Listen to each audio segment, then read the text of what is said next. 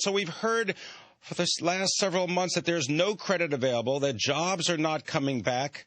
But we've got perhaps, well, a contrary view. We've got Len Tannenbaum. He is the chief executive of Fifth Street Finance. This is a company that lends and invests in small to mid-sized company.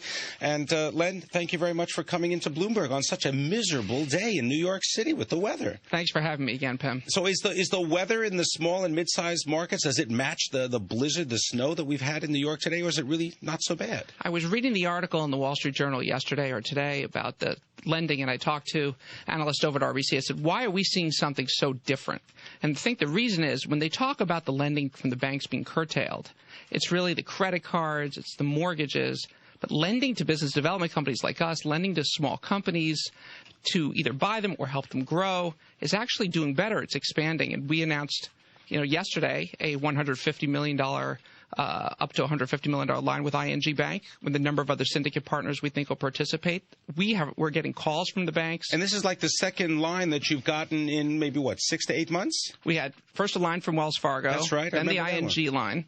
And fortunately, we finally made it through the government process, and we got an SBIC license for $150 million. Let's stop right there. What is that license, the small business license? Explain what that is and how that affects your business. So the government gives SBIC, Small Business Investment Company, licenses to a number of firms. And what that allows us to do is really lend to small companies, help them grow.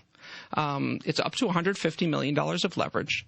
The government packages all of these small business loans together and sells it out into the open market with a guarantee for 90% usually of the assets. So it's a government-backed, mostly government-backed piece of paper. And if it's government-backed, that must mean it's perhaps a little bit less expensive because that guarantee comes along with it, right? That's exactly right. And you have to fit the certain criteria of the government loans, but we lend to small companies, and we fit every single one of the loans in our public entity fits that program. So are you seeing hiring in small business?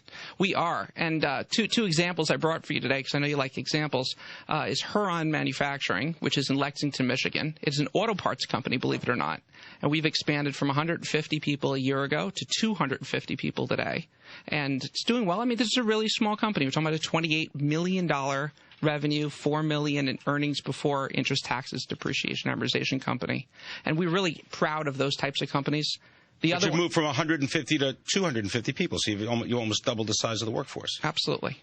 And the other one is Boot Barn, which is a Western retailer out in California. And we went from 700 to 800. Not as much of a percentage increase, but the retailers really cut back in this economic storm. And it's great to see them. They don't want any inventory on the shelves, right? And now they're even re-inventorying. And you're seeing that in a number of our companies where they're adding inventory. And that's going to, I believe, that's going to start stimulating the economy. So where's all this news coming from that there is no lending going on? Because, I mean, we have heard it repeatedly, not only in the mortgage market, not only in the credit card market, but there's this, this litany of woes about no money flowing to small and mid-sized businesses. Is it because it's not coming directly from the banks? It's got to go through some kind of conduit like a business development corporation, like a Fifth Street Finance? Is that more popular now? I think a lot of it is because of the deleveraging of the balance sheets. I think a lot of what you're hearing is consumer-led lending, and that's what most people can associate lending with. It's harder to see the lending to small companies come through. Plus, what the indexes you're looking at, the articles you're looking at are often lagging. So I think what you're going to see this year is a definite pickup in lending as the banks who are flush with capital, who realize LIBOR is at all-time lows, right? It's 0.25 on the 3-month LIBOR. Yeah, but I mean, to be fair, right, small and mid-sized businesses, they're not accessing any of this credit at LIBOR or anything near it, right? I mean, it's kind of a little bit more expensive than that. It's much more expensive. Even our lines at LIBOR are 450.